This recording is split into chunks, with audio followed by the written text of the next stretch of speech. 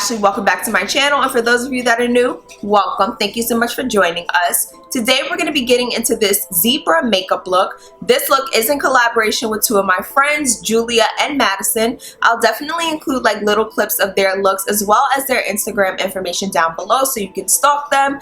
They're super creative, super bomb. I love them so very much. They have no idea. We decided to do like a wild animal collab for Halloween, and I felt like this look turned out pretty well, and I'm super excited for you guys to see what Julia and Madison have come up with as well. Now, before we move any further, don't forget to subscribe. It's the big red button down below. You can't miss it. Also, turn on your notifications. This way you'll be notified anytime I make an upload. Now, if you are interested in seeing how I achieved this zebra makeup look, keep on watching. Alright guys, to start this off, I've already done my base makeup and brows off camera, and I did apply the white paint to the left side of my face just pretty much as a guide, so I have an idea as to where to apply it for the right side. I am going to be using the Snazaroo paint in white, and I am using an old beauty blender to apply the paint. I didn't want to use a brush because I didn't want it to be super heavy, and I felt like a beauty blender was going to give me a nice coverage, which is what I am looking for. And I'm just pretty much applying this to the outer edge of my forehead, down the side of my nose, and bringing it back up into the hairline as well.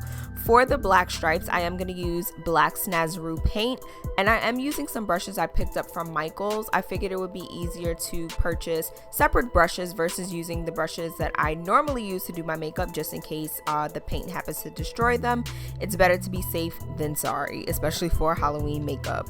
So I am going to be using black Snazaroo paint to create the stripes, and I do have a photo for some inspiration and as a guide while I'm doing this. Of course, you can freehand it or freestyle it as you see fit, but it definitely does help if you have some inspiration while you are doing this, so you have an idea as to placement. So I'm just going to finish up the stripes, and then we're going to be back to finish the entire look.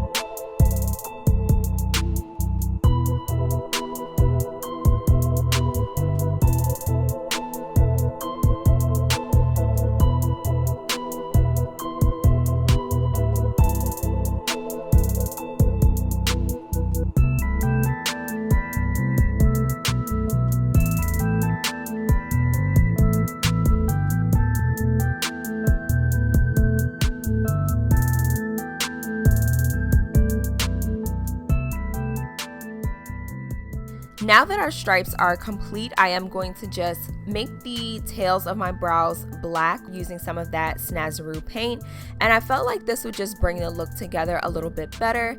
Then for liquid liner, I am going to use the Covergirl liner in Major Matte Black, which is one of my favorites.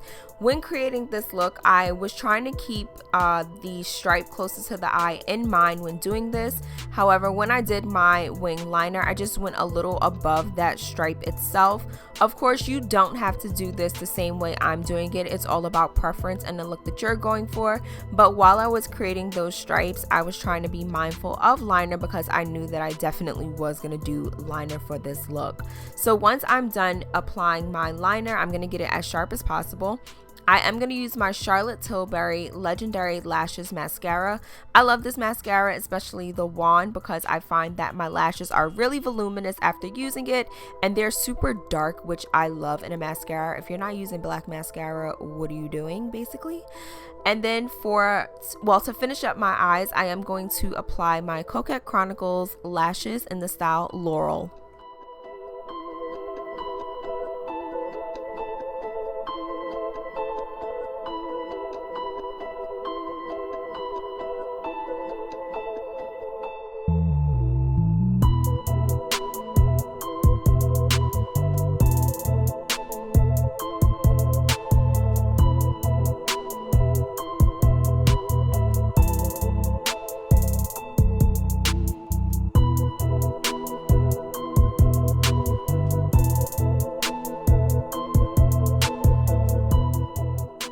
I am going to line my waterline using the Urban Decay 24/7 Glide On Pencil in Perversion.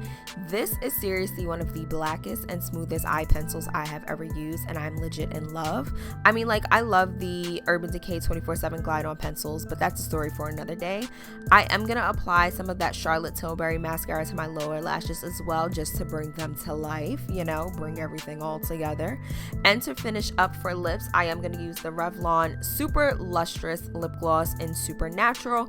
I really love this gloss because it's not sticky at all, and it really makes my lips look super juicy, and that's what lip gloss is about. So I really hope that you all enjoyed this tutorial. We are a glam zebra, honey. There's no other way to be. Don't forget to check out Julia and Madison's looks as well. I'll definitely link those above and in the description bar as well. Don't forget to like, comment, and subscribe, and I'll see you guys in my next video.